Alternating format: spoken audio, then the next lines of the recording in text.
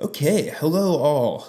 I am Josh Davis, joined today via FaceTime by my good friend Andy Shimone. Andrew Shimone, how are you doing? I am good. How are you? How's everybody today in the world? Hopefully good. Hope so. We are here to talk about a lot of things, but mainly his upcoming album under the moniker Schmandarin, releasing your what is this now? Your It's sixth album, believe it or not. sixth full album Yep. called Yacht Rock, which is scheduled out soon. When is it coming out? May 21st. So, today's the 30th, so we're 3 weeks away, believe it or not. 3 weeks out.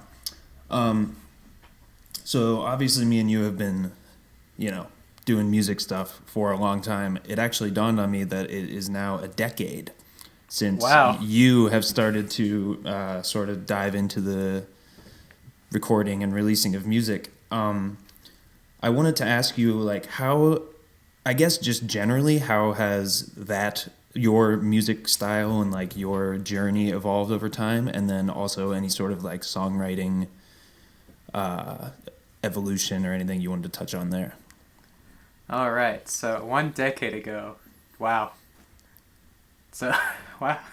It's pretty crazy, isn't It, it? it really is. So, I guess over the past decade where I guess initially, you had the idea as like, hey, I'm gonna start doing music, and I thought, you know what, I kind of like music, and if you can do it, I could do it too. So I kind of, in a way, like, kind of hopped onto that train and thought, hey, this is fun, way to express myself and you know, get the creative juices out there to the world, regardless how it's received or, I don't care, but I always thought it was funny, like how we initially started doing like hip hop rap, I was doing comedy rap for like the longest time, and then I just started thinking to myself, I'm just gonna do like whatever I feel like, and like again, like it's never really cared like what came of it, so I started venturing out to doing more electronic pop stuff with what would have been album 2, Suburban Noise, Yeah. and then kind of like feeding off of that into the next album, more pop, and then kind of like still staying around there for a while until like a few years ago when I decided I want to do like some like alt rock, pop punk, and stuff like that. So, and that's kind of like where I've been for like the past few years, and where I still see myself in the Yeah. near future. So, and, So and it's been cool because you really have like dove into and weaved in and out of, even on the same album, like a lot of hip hop influenced stuff and a lot of like pop, heavily electronic based music, and then also guitar driven tracks. It's like you never really know what you're gonna get when you get a Schmandarin album, and that's cool right, because it's always something fresh, which right, is cool. Um, so Yacht Rock is 8 songs, correct? correct, yep. Is there a general like theme that you kind of had in mind when you were writing them, or were you just kind of writing what you were feeling? It was more or less writing what I was feeling. The title, ironically, came from me being in a random FYE store back at home. Like, literally just finishing Project Sunset, which was my previous album, which was like my first ever like alt rock album. And I just happened to see like this compilation. Now that's what I call Yacht Rock. And from that moment on, I was like, all right, next EP album, whatever it's gonna be called Yacht Rock. That's funny. uh, So one thing I've noticed, like listening to the songs, is that the instrumentation is really interesting and good, and you can tell that your guitar playing has gotten better over the years on tracks where you showcase your guitar.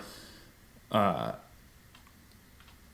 you been like branching out into like trying to write harder guitar parts, or just kind of as you're getting better, you're just writing what comes naturally to you?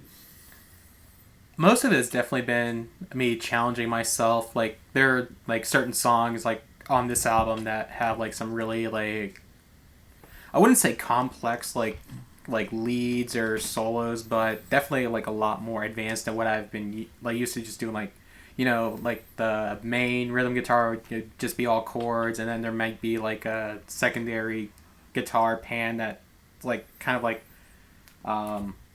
what's the way I want to put it, like sort of like a higher octave of like the same notes. It's sort of like get like the more broader spectrum, but definitely this time I've challenged myself into like doing like some nice leads and And stuff like even that. and even the chords, like if you're just playing a power chord rhythm, it's like the tempo and the strumming patterns are unique and interesting, and a lot of the bass lines are almost like leads themselves, like they kind of carry the songs in certain parts, and I just Mm-hmm. thought it was really interesting. Now you do all the instrumentation yourself, with the exception of like a few features, but you put everything together yourself, correct? Yeah, pretty much all the guitars me except for Ghosts, which you did the lead for. Fun fact for anyone listening, Josh and I have, been, good friends since like what freshman, sophomore year of high school. Frequent collaborators, like we always bounce ideas off each other. So yeah, pretty much yeah. Oh yeah, and Dave DeFlorentis on Beach Bum, he did the like sort of like the He did like the soloing funk. and Yeah, stuff, he did right? like the funky like guitar throughout the song, which you'll hear in that feature. Yeah. But yeah, everything else, guitar, bass, vocals, all me. The synth I've actually done myself too, and I can actually bring this in the frame using an old Rock Band 3 Oh man. keytar. It has Yeah. a MIDI port that you can. I bought an adapter off of Amazon and used that for a couple songs. That's awesome. Um, but the drums are like all through Logic, like through the drum maker or machine AI. So because Yeah. I don't have a set, nor am I that skilled. So Yeah, drumming is like a whole mystery to me. I actually just stumbled upon a free drum kit, and I'm excited to like try and teach myself how to use it. mm-hmm. But I live in a duplex right now, and uh, my neighbors probably wouldn't be super stoked about me trying to learn the drums all day yeah. long. But in August, I'm moving into a standalone house, so Oh, nice, I'm nice, gonna nice. see how that goes. Um, So obviously, when you complete an album, you have to go through the whole rollout and promotion and everything like that.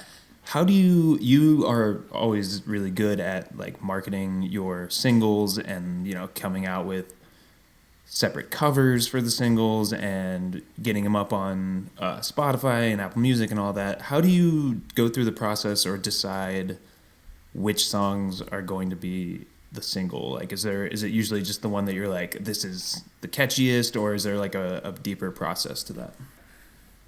Um, it more or less depends. Depending on like which album I've like gone through. Like this one, it was more or less. I had Project Sunset all done, and then the first song that kind of like was more or less remnants of like like lyrics I had written down that I never used or ones I wanted to use. Like um, you know, like on whatever next project was Ghosts. So, and I figured, well, if it ends up being an EP, ends up being an album, I'll just use Ghosts as sort of like the launching point. Which I thought, after, and again, that was like literally months after completing the previous album. So I had like really like just like a very mental like outline in mind for what I wanted to do. Um, so yeah, it was pretty much just like that ended up being like the unintentional lead single. Then Beach Bum followed more or less after I had like the instruments done for almost everything, and I thought, what's something different that I can do without sort of like just coming out with like another the same thing I already have. So wanted to sort of like diversify it. So Nice. yeah, yeah, it just depends really. Gotcha. One of the tracks that really stuck out to me that isn't actually released yet, but it's called "Change the Weather." Mm-hmm. I was wondering if you could talk about that song in particular and just kind of what you were thinking when you were writing those lyrics, because I thought that it was really kind of insightful. Like I took a lot away from that song just after the first listen. Even I was like, that was a good song. When I got done, I was like, I'm gonna be listening to that one some more. Well, thank you. Fix the Weather, the full title, which is a throwback to like the emo days of like 2004, 2005, of having ridiculously long they're like a song titles paragraph for long. no reason. Yeah. Right. So pandemics are real, and so is the pain I feel. Then in quote, parentheses, fix the weather. The lyrics came about sort I of said like change the weather. My bad. Oh, that's all Fix good. the weather. Same idea, same concept.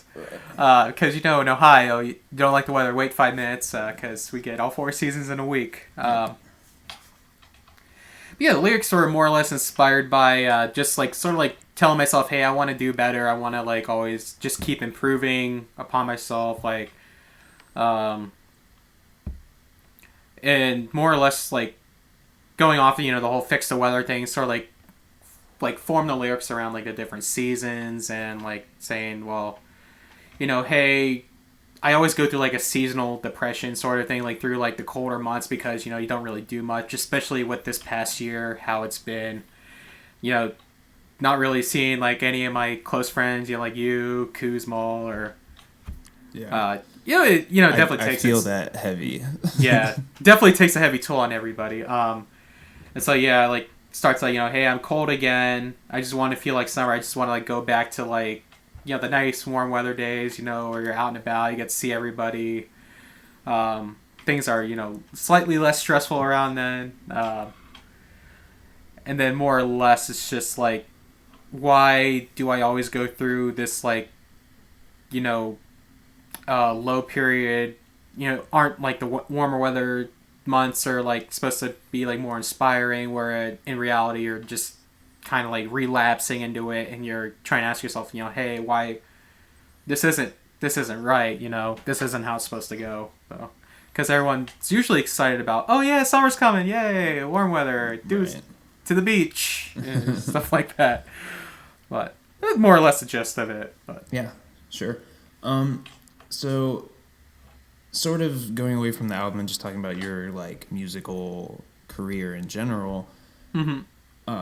And it's actually funny I used the word career because, like, obviously you and I and a lot of people out there are not making a living off of making music. Sadly not. Right. And ideally, everybody, like, if I could, I would. But I know that that's not feasible, at least right now or whatever. So I guess my question is, like, what keeps you motivated and, like, what... I guess how have you maintained a 10-year-long career and put in all of this time and effort solely because you love to do it? Like, is what I guess I kind of answered the question, but it's just like it's impressive and it's kind of like inspiring because it's like obviously you're not doing it because you're making $1 million. You're doing it because you love to do it. So could you just talk about that a little bit? Yeah, I personally believe like if I weren't doing this, I would have either A, gone crazy, or B, just like stopped existing. Like I would just like disintegrate. Right. But yeah, it's more or less like I just really enjoy doing it. Like I've just been inspired by like a lot of my favorite artists growing up, and obviously you and everyone else who are very musically talented with our friend group. Just like it's just a really nice feeling. Like if anything comes of it, so what, and just. Right. Done. Do you have any goals for yourself? Like, so I know for me, when I quit doing J Smooth hip hop stuff, I was like, okay. And then sort of was in a lull with music, like I just wasn't making anything. And then I sort of started playing more guitar and was like, you know what, I could write a song. I know enough now to write a song, and then I did that. And then my next goal was like the top shelf for me was to play a show. And then I did that. And so then the goalposts move, and then it was like, okay, put out an album or like make t-shirts or play a show at a venue, not a house show, or play with like a band that I know and like, gradually started to check off these boxes, and it's crazy like what I've accomplished because I never thought that my first goal was to literally just play a show. So what's your goals? What do you want to accomplish? That's a very, very good question. But also, I hate to backtrack, but also like going back on your previous question about like the inspiration, it's more or less like what keeps inspiring me to like even write is like just like stuff I go through, like relationships don't work out, or being ghosted. It always triggers like more or less the next few songs, Right. or I just have a depressive episode and that triggers that too. But to be back on topic, my goals more or less like because I've done a couple of like very small house shows myself. I guess it if anything just kind of grow like my audience, just like kind of like share like with more people like that I work with, or friends, like hey, I do this just for Right. fun. If you like it, tell your friends or whatever. I've floated around the idea of like getting Yacht Rock pressed on like a very short run of vinyl. Then I looked into how much it would cost, and I was like, Freaking expensive, man. yeah. Yeah. So Especially if you only do a little bit, the like price per unit is crazy. oh yeah, and I think it's more or less because because of like the actual like lathe too is like the most expensive part of it is getting that cut. Maybe merchandise like down the road, like maybe like a silly T-shirt, like hey, I saw Schmandarin and this is all I got to show for, and maybe I'm not sure if we still have like that clip of me like hitting my head off like that air duct from years ago. I've got it. I've got it somewhere. That would be the picture on the back of the T-shirt. That's funny. I made a mock-up over quarantine of just a black T-shirt with white writing on it, and it just says, "I paid money to see Slimfit, and all I got was a headache." I was like, man, next time we were like playing shows, we need to get these made. I think it's hilarious. Or an idea you are more than welcome to use is like sort of going off that. I went to see a Slimfit show, but all I got was all I did was get into a philosophical debate over pineapple on pizza. Very true. Kind of spinning off of what you said about like, sharing your stuff. That's been a really weird thing for me because it's like, if you want any sort of like widespread viewership or fandom or whatever, you have to promote yourself. Right. But like when you have especially if you have an artist name or like, whatever that's separate from your real life, you can sort of keep your internet presence separate from yourself. So, like putting yourself out there, especially like personally, like mouth-to-mouth conversations is kind of scary.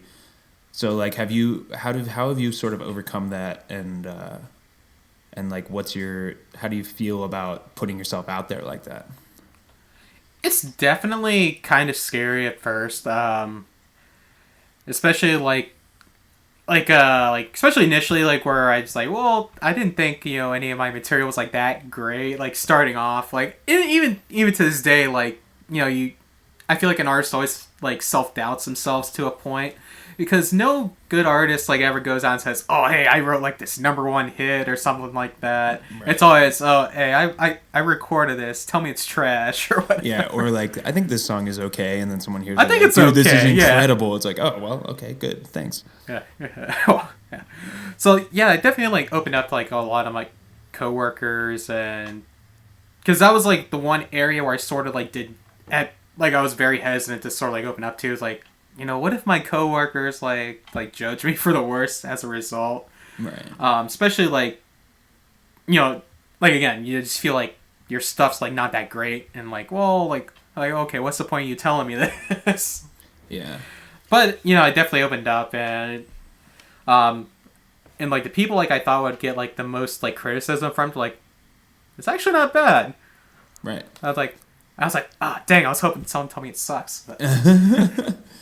I think that my like biggest criticism, and I've told you this before, is that like I think that some of your vocal melodies are like there, but they just need tweaked a little bit, and you've definitely like shown that in your newest album that you you've like addressed that and made some really catchy vocal melodies, and like I think it's really good. I'm excited for everyone to hear it. Oh, thanks. What song or songs would you say that you're most excited to kind of get out there and have people hear? One off of this album is definitely, I'm very excited for people to hear Bushwood Country Club. Definitely the hardest song on the entire record. If anyone has ever seen like the Denny's like hard rock show or I can't remember what it was called. What the fuck is up, Denny's? Yeah, what the fuck's up, Denny's? That was definitely one of the biggest inspirations of that song, as well as I was watching the movie Caddyshack. Great movie. Yeah. Yeah. That song is fucking great. Thank you. That song for sure, just because like the irony of like the title being Yacht Rock, like people are thinking like they're gonna hear like some like Toto or something you would hear at a country club, especially with that song, and it's like the opposite of that.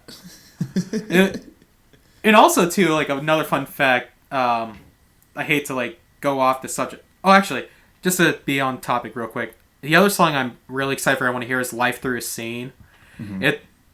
I don't want to spoil details, but I'm really excited about that one too, as well as "Fix the Weather" at the very end of the album. Yeah. But fun fact, when I picked up that compilation CD of like now that's what I call Yacht Rock, it was I never knew that was like a subgenre back then. Like all those years ago, I never knew that was an actual thing, and then I looked into it. I was like, oh, that's Yacht Rock. Yeah. So all those songs that, you know, like your dad was playing from his boat over on the lake, you know, I was like, it's all clicking now. Yeah. You would never like classify those songs as yacht rock, but once you hear the phrase yacht rock, you could you could identify a yacht rock song from 20 miles away. Oh yeah, Baker Street. Yeah. I was listening to a lot of songs even like when I was like trying to like come up with ideas, like I think there may have been like one or two songs like had like a very slight yacht rock influence on that I tried to like show, but I don't know if it translated really well, but oh well. But like there's Baker Street, How Long by Ace. Then there was Careless Whisper is a classic. Yeah, that's a good one. Yeah, so I was listening to a lot of that too. And I also have like a playlist on Apple Music that has like a bunch of the songs that have been like inspiring, like you know, what I've been like writing and stuff like that. Sure. I think the playlist name is "Hey, Nice Dinghy." Dinghy being like, you know, reference to a boat. Right. That's funny. So before I ask you my last couple questions, I'm going to open up my Friday at 5:30 beverage. Nice. Make sure I get this into the camera here, or into the microphone here. Oh, no better sound than that, am I right? Yes, sir. All right. So wrapping up here, I have two more questions. One is if you got approached by, you know, Capitol Records or Epitaph tomorrow, and they said, pitch us your music, one song, what are you going with, and why? Ooh, that's a good one. I would have to say, is it just like one song off of Yacht Rock, or is it any from your whole catalog? You got one song, 3.5 minutes to impress the record label. What are you going with? I would say Tampa Vice, just because it's definitely a culmination of like some of my like multiple like influences like thrown onto one song. Like you definitely hear like the pop punk guitars. There's some synth in there.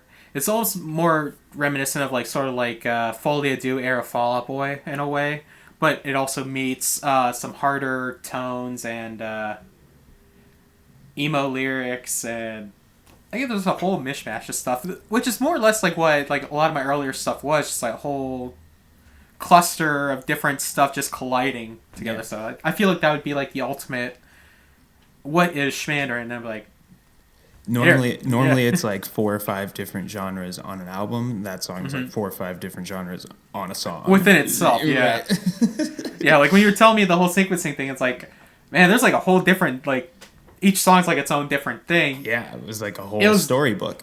Yeah, it was definitely unintentional, but it's just the way I approach, like, writing. I just, like, whatever I feel, I just, like, put it together. Mandarin, you're supposed to say that it was on purpose. You meant to do it the whole time. I meant to do it the entire time. I feel like that happens a lot, though. Like, anytime I'm writing music and like, I'll get done with a body of work, and I'm like, there's, like, a weird, like, theme here. Not on purpose, but, like, it definitely shines through. Mm-hmm. And then my last question is, tell the people why should they listen to Yacht Rock? Why should they've never heard you before? They're going to check you out. Sell yourself to them. Why you should listen to me of all the other artists that may be up and coming, or why should they check out Yacht Rock? Why should they check out Yacht Rock?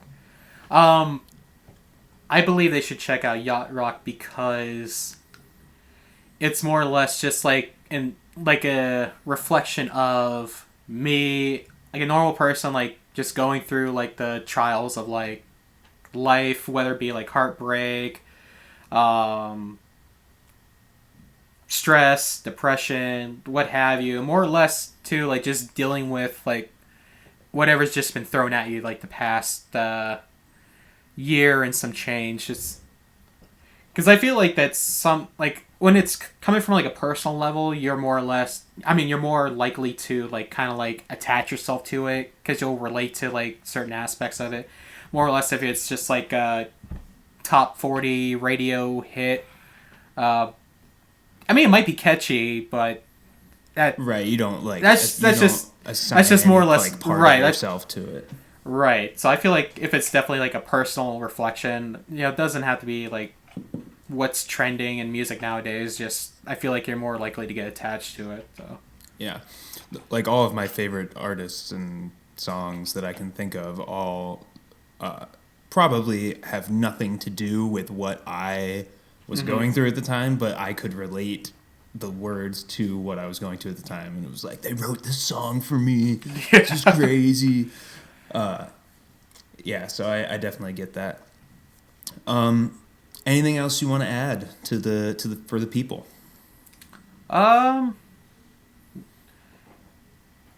There's actually a song that got cut from this album just because I couldn't finish it in time because I have an amazing female vocalist. I wanted to get in the studio to record, but obviously COVID happened, so we couldn't really do it. It's like 90% complete. Just need to like get her stuff re-recorded and stuff like that. I'm really excited for that. I'm gonna throw that onto like a follow-up EP, hopefully sometime next year.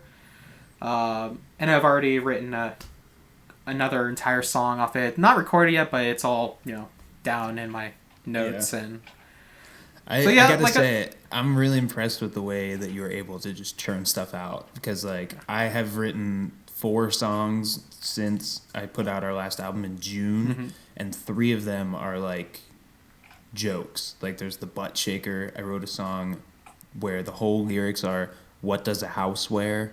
A dress." That's the whole song. Yeah, I can see you putting stuff out of that. Like, it's very Blink-182. I mean, I'm going to use it. Do it. Rest assured, they're going to get used, but it's just like your work ethic is very admirable. Oh, I appreciate it. Yeah. Well, hey, man, congrats on the upcoming album. Thank you. Hopefully I'll see you in person soon. And what? I'm getting my final shot next Friday, so woo. Hell yeah, let's go. I keep forgetting that people don't have it yet because of school. I got mine in like February. So I've been licking street signs and doing everything, man. Like I've been getting after it. There you go. But May 21st, Yacht Rock, Schmandarin. Check it out anywhere you stream music. It'll also be on YouTube, SoundCloud, I'm assuming. Yep. Literally anywhere you can pick up a dang freaking audio file, it's going to be there. I will even be blasting it from the rooftops at your local Target. Let's go. Schmandarin, always a pleasure. Take it easy, man. Thank you.